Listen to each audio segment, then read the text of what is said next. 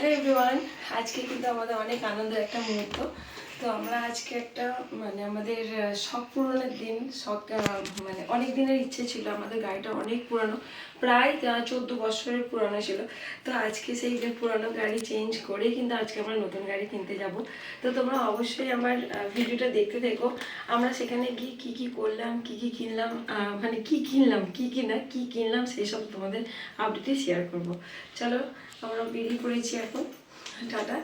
তো সেখানে গিয়ে কি কিনেছি সেই সব তোমাদের সাথে শেয়ার করব।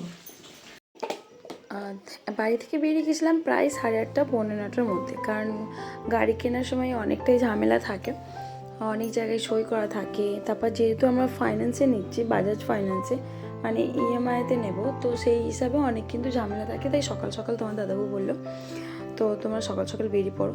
আমি এখান থেকে বাড়ি থেকে স্কুটি নিয়েছিলাম, কারণ ফেরার সময় যেহেতু আমি চালিয়ে নিয়ে আসতে পারবো আমার স্কুটিটা, আর নতুন গাড়িটা তোমার দাদাবাবু নিয়ে আসতে পারবে। তো এই যে আমাদের এখানে আমার যে লোকেশানটা ছিল উলুবেড়িয়াতে গাড়িটা দেখেছিলাম। শোরুমটা একটা মানুষের দুইটা পাশাপাশি শোরুম থাকে।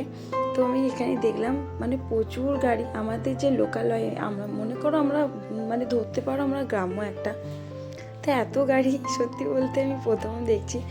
প্রথমে আমার স্কুটিটা নেওয়া হয়েছিল বাগনানে, তবে এতটা ছিল না, তবে এর হাফ ছিল।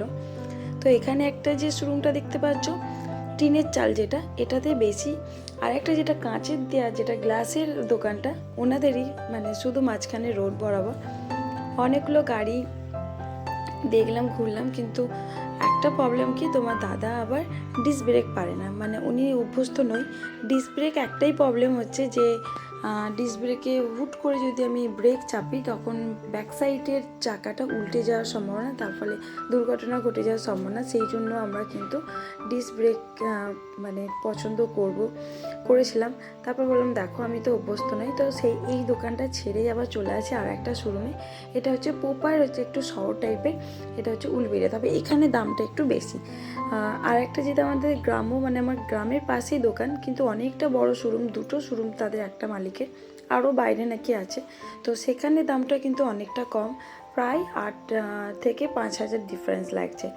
ভাবতে পারো একটা গাড়ির পিছনে 8 থেকে 5,000 ডিফারেন্স, একটা যে গাড়ি ক্রেতা যারা কেনে তাদের কাছে অনেকটাই অফার মনে হয়। তো যাই হোক, এখানে যে দেখছি এটা পোপার, যেটা উলুবেড়িয়া শহর টাইপের। তো এটা এখানেও যখন দেখলাম গাড়ি কিছু কম আছে, কিন্তু দামটা অনেকটা বেশি। পছন্দ হয়েছিল এই রেড কালারটা।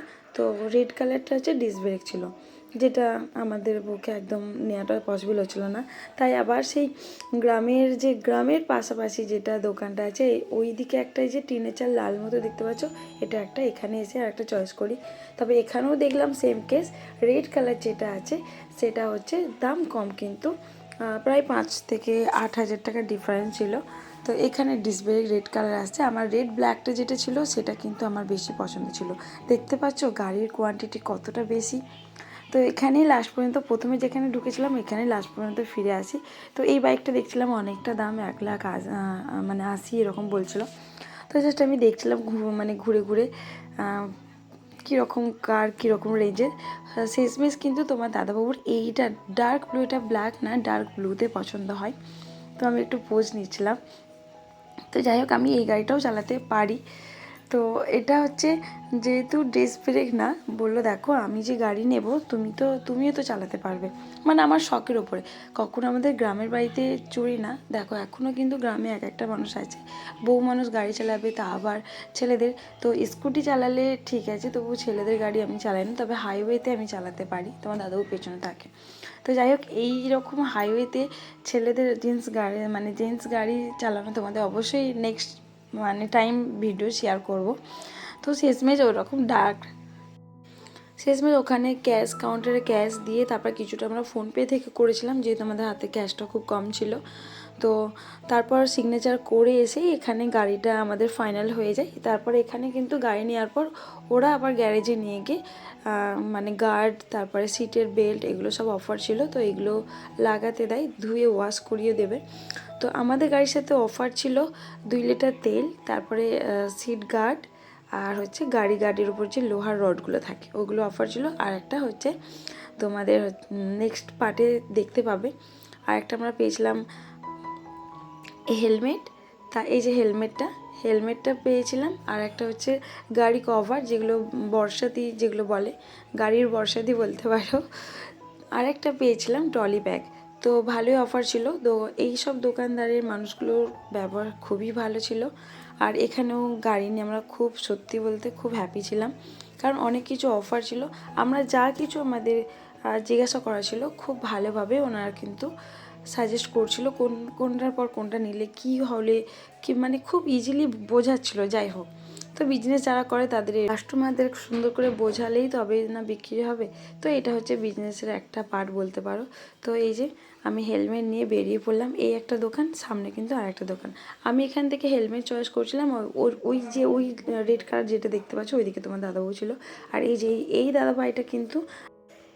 ভাইটাকে দেখতে পাচ্ছ, এই কিন্তু আমাদের লাস্ট ফিনিশিং গাড়িটার মধ্যে করে। তো তোমার দাদাবাবু বলে রেখেছিলো, দেখো ভাই তুমি আমার গাড়িটা খুব সুন্দর করে সেটিং করে দাও, মানে এই যে রডগুলো, তারপর সিটগুলো, তো তোমাকে আমি খুশি করে লাস্টে আমি টাকা দিয়ে যাব। আর এই যে তোমার দাদাবাবু দেখতে পাচ্ছ, এটা হচ্ছে দাদাবাবু। অনেকেই বলেছ যে দাদাবাবুকে ভিডিওতে এনো। তো এই ট্রলিটা দেখলাম আমাদেরকে কিন্তু গিফট দেওয়া হয়েছে। তো এই হচ্ছে ট্রলি, মানে মোটামুটি ভালো, খারাপ না, বেশ কাজসর মতো। আর তোমাদের সাথে একটা কথা শেয়ার করে রাখি, আমার হয়তো ভয়েসটা অনেকটা ভাঙা ভাঙা লাগছে, কারণ কয়েকদিন গেলে আমার মানে অনেকটা ঠান্ডা লাগার কারণে আমার গলাটা ধরে গেছে, একদম বসে গেছে, যার ফলে হয়তো ভয়েসটা হয়তো অন্য টাইপের লাগছে। তো যাই হোক, তোমরা অ্যাডজাস্ট করে নিও। তো এই বুঝতেই তো পারছো, সিজনটা একদমই ভালো যাচ্ছে না, খুবই খারাপ, কখনো গরম কখনো ঠান্ডা, কখনো কখনো গায়ে চাদরও দিতে হচ্ছে না, আবার কোনো একটা দিন আবার চাদর দিতে হচ্ছে, এরকম ঠান্ডা লাগার জন্য না। আবহাওয়া যেহেতু দুই টানে যাচ্ছে, সেই জন্য আমার কিন্তু গলা একটু ধরে গেছে, মানে বসে গেছে সেই হিসাবে। তো যাই হোক, তোমাদের কাছে সব কিছু তো অ্যাডজাস্ট করে নাও। আর এই যে, আর এখানে কিন্তু আমরা মানুষ ছিলাম 3জন, এইটা হচ্ছে ছেলে আর তোমার দাদাবাবু আর আমি। তো আমার আরেকটা স্কুটি ছিল, তো দুটো গাড়িকে আনার একটু সমস্যা, তো আমি তো যেহেতু জানি বলে অসুবিধা নেই, ভাবলাম তাহলে আমি আমার গাড়িতে আর এটা ব্যাগটা নিয়ে নেবো, তারপর কিন্তু হেলমেট। তোমার দাদাবাবু বললো না, হেলমেটটা আর তুমি কীভাবে নেবো, আমাকে দাও, আমি পরে নিই। তো ওনাকে দিলাম, আর আমি কিন্তু ট্রলি ব্যাগটা আমার স্কুটির মধ্যে ঢুকিয়ে নিলাম। এই গাড়িটা কেনার একদমই ইচ্ছে ছিল না, কারণ জানো তো আমাদের একটা এর আগে তোমার দাদাবাবুর একটা পুরোনো গাড়ি আছে, এটা আমার গাড়ি। কারণ আমাদের যে এর আগের পুরানো গাড়িটা তোমাদের সাথে একদিন শেয়ার করব, তো ওটা তোমার দাদাবাবু বলছে আমার পুরানো স্মৃতি, আমি এটা বিক্রি করতে চাই না, কারণ ওটা মার্কেটে বিক্রি করলেও হয়তো সেরকম দামেও পাবে না। তো যতদিন যায় চালানো যায় যাক, এটা এমনি থাকবে। কারণ সেই গাড়িটা এমন মানে ট্রানজ্যাকশান হয়ে গেছে, মাঝ পথেতে হুট করেই বন্ধ হয়ে যায়, একদম রানিংও নেই, গড়োতে চায় না। তোমার দাদাবাবু বেশিরভাগ ক্ষেত্রে কিন্তু গাড়ি নিয়ে কিন্তু কলকাতা মানে যায়। আর এখানে দেখতে পাচ্ছ, আমাদের ইচ্ছে ছিল দুজনে একসাথে গাড়ি চালিয়ে যাবো সমানে, তো রিলস করবো, এরকম রিলস করার ইচ্ছে ছিল, কিন্তু হলো না। কারণ যেহেতু পাবলিক রাস্তা, কখনো গাড়ি এসে যাচ্ছে, অটো আসছে, বড় গাড়ি আসছে, এরকম করতে তো এখানে কিন্তু অনেকটা সময় লেগেছে। আমাকে তোমাদের একদম ছোটো করে দেখালাম, কারণ পাবলিক রাস্তা তো বুঝতেই পারছো, কখনো এখানে বাসও ঢোকে, কখনো লরি ঢোকে, এরকম সাইড করতে করতে কখনো আমি আগে কিছু হয়ে যাচ্ছি, এমনকি অটো ঢুকছে, অটোটা তোমাদের সাথে ভিডিও শেয়ার করেছি। লরি ঢুকলে মনে করো আমি পেছনে হয়ে যাচ্ছি, এরকম আর খুব ভালো করে হয় না, যতটুকু পেয়েছি তোমাদের সাথে শেয়ার করেছি। তারপর ওখান থেকে 2 লিটার তেল পাওয়ার পরও তোমার দাদাবাবুকে দেখো আবার এখানে 2 লিটার তেল ভরে, যে মানে ওনার ইচ্ছে যে আমার ট্যাঙ্কে মানে ভর্তি করে তেল থাকে। তো আমি এক সাইডে দাঁড়িয়ে যাই, আর ওরা তেল ভরে নেয়। আর আমার এদিকে গাড়ি চালাতে দেখছি আমার স্ট্যান্ড পড়ে আছে, তো যার জন্য ওরা অনেক আগিয়ে গেছে আর আমি একদম পেছনে রয়ে গেছি। তো তারপরে এই যে লরি, পাশে পাশে লরি থাকে, তারপর বেশ এই দিনটা আমার শিখিয়ে থাকলো, তোমাদের সাথেও শেয়ার করলাম, আমার ইউটিউব চ্যানেলও রয়ে গেল। তো এই দিন গাড়ি কেনার দিনটা আমাদের সাথে বড় আনন্দের দিন ছিল। তো খুব ইচ্ছে, খুব শখ ছিল, অনেক আগে থেকেই সব একটা গাড়ি নেবো, কিন্তু মানে পুরো ঝাঁঝরা হয়ে যাওয়া, মানে বলতে পারো পুরোটাই একদম খারাপ, নষ্ট হয়ে গেছে। কারণ লকডাউনের সময় না, ট্রেন বন্ধ হয়ে বাস বন্ধ হয়ে, তারপরে গাড়ি করে লোকালয়ে যখন কাজ হতো, শাটার খুলে দোকানে, অনেক দোকানে এরকম ফল সিলিংয়ে উনি কন্ট্যাক্ট নেয়, কাজ ধরে লোক নিয়ে কাজ করে।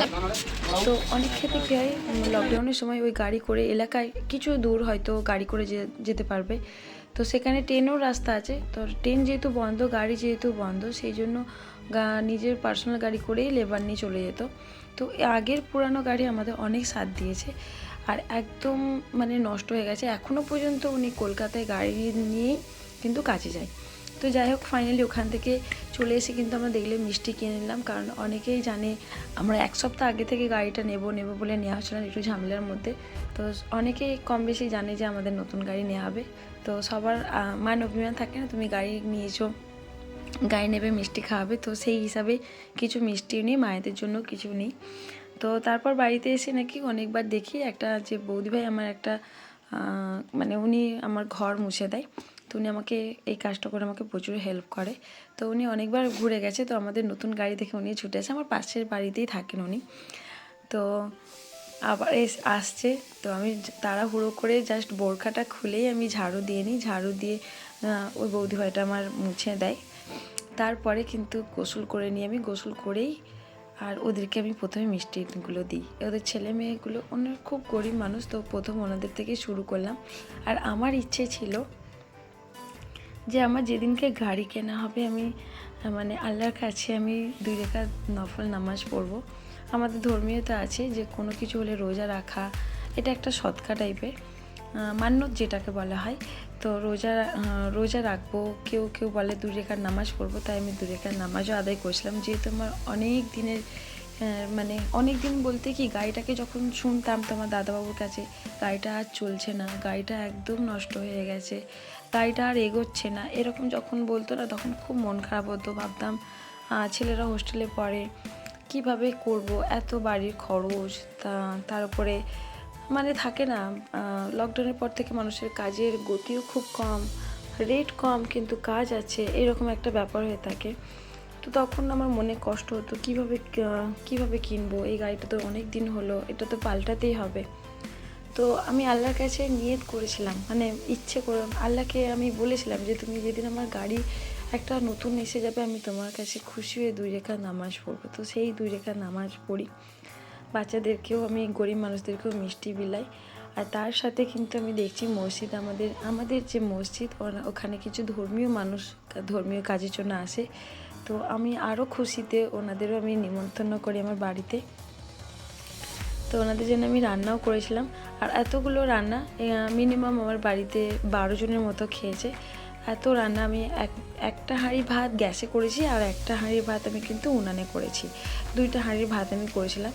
আর মাংস রান্না করেছি, ডাল, অনেক কিছু মানে করেছি, এগুলো ওনাদেরকে দিয়েছি। আমার খুব আনন্দ, যেহেতু আমার খুব ভালো লাগছে, আর এই সময়টাই ওনারা ধর্মীয় কাজে, ধর্মীয় মানুষদের এর জন্য কিছু করতে পারছি খুশি হয়ে, যে আল্লাহ আমার মানে মনের কথা শুনেছে। এরকম হয় না যে আল্লাহ আমার তো মনের কথা শুনেছে, তাহলে আমিও মসজিদের ধর্মীয় কাজে যারা আসছেন, মাওলানা, নর্মাল মানুষ, উনি ধর্মীয় কাজে আছে, তো ওনাদেরকে আমি রান্না করে খাওয়াবো। তো এই তো আমি ওনাদেরকে রান্না করে খাইয়েছি, গরিব দুঃখীদেরকে আমি মিষ্টি খাইয়েছি, নামাজ পড়েছি, অনেক খুশি হয়েছি, অনেক হ্যাপি হয়েছি, তাই তোমাদের সাথেও এসব শেয়ার করলাম। আর আমার মানে আবার বলছি যে আমার গলার ভয়েসটা একদমই ভালো না, তো জাস্ট অ্যাডজাস্ট করে নিও। আর বাড়িতে যেহেতু কেউই ছিল না, তারপরও আমি আমার ছেলেটাকে নিয়েই কিন্তু ছোট ছোট জিনিসে কিন্তু আমি খাবারগুলো পাঠিয়েছিলাম, যাতে ওর নিয়ে যেতে সুবিধা হয়। খুব বড় জিনিসও আমি পাঠাই না, আমি রাস্তার জন্য কিছু ওয়েট করেছিলাম। তো এই যে ওই আমার বাড়ির সামনেই মসজিদ, তোমরা এর আগেও আমার ফলো করেছো, বাড়ির সামনেতেই কিন্তু একটা পুকুর পাড়ে মসজিদ। আর এই যে ও কিন্তু গিয়ে ওখানে বারে বারে দিয়ে আসছে। আর এই হচ্ছে যা আমাকে কিছু কাজের হেল্প করে, ওনার মেয়েও যায়। তো মেয়েদের যেহেতু বড় মেয়ে, আমি যেহেতু, আমার তো যাওয়া যাবে না, বউ মানুষ, তো ও গিয়েই কিন্তু কিছুটা ওই সিঁড়ির কাছে রেখে আসছিলো, ও ওখান থেকে নিয়ে উঠিয়ে নিচ্ছিলো, যেহেতু আমার বাড়ির লোক ছিল না। তো তারপরেই বাড়ির সংসারের কাজ সব কিছু সেরে তোমাদের সাথে শেয়ার করলাম, অনেক কিছু কথা বললাম। আর এই যে কয়েকটা দিনে আমি 10খানা হাঁস নিয়েছি, এই হাঁসের মানে জাতটা নাকি খুবই ভালো, খুব ভালো একটা জাতীয় হাঁস, নাকি প্রচুর ডিম দেয়। এই একটা বউ মানে একটা হচ্ছে মানে কাকিমণি, আমাদের পাশের বাড়ি, উনি হিন্দু মেয়ে, ওনার বাড়িতে মানে রাখার জায়গা নেই, তো আমাকে জোর করে দিয়ে যায়। আমি নেব না কিছুতেও। তো বলছে দেখো আমার খোকা খুব বকছে, উনি কিনে ফেলেছিল, কিনে না সেই কারণে আমাকে জোর করে দিয়ে যায়। তো আমিও নিয়ে ফেলি। আমার যেহেতু একটু হাঁস মুরগির নেশাও আছে, এটা কিন্তু আমার শাশুড়ি থেকে। আমার শাশুড়ি যখন আমি বিয়ে হয়ে আসি, যখন নতুন হয়ে আসি 21খানা হাঁস ছিল, আমি আমার হাতে পালিয়েছিলাম। তো যাই হোক অনেক আগের কথা। তো এই হাঁসটা দেখতে পাচ্ছ একদম পা একটু মুড়ে গেছে, তাই আমি হাতে করে খাইয়ে দিচ্ছিলাম। তো যাই হোক আমি অনেক কথা তোমাদের সাথে শেয়ার করলাম। আমার ভিডিওটা ভালো লাগলে অবশ্যই একটি লাইক কমেন্ট দিয়ে পাশে থেকে যাও। আল্লাহ হাফেজ।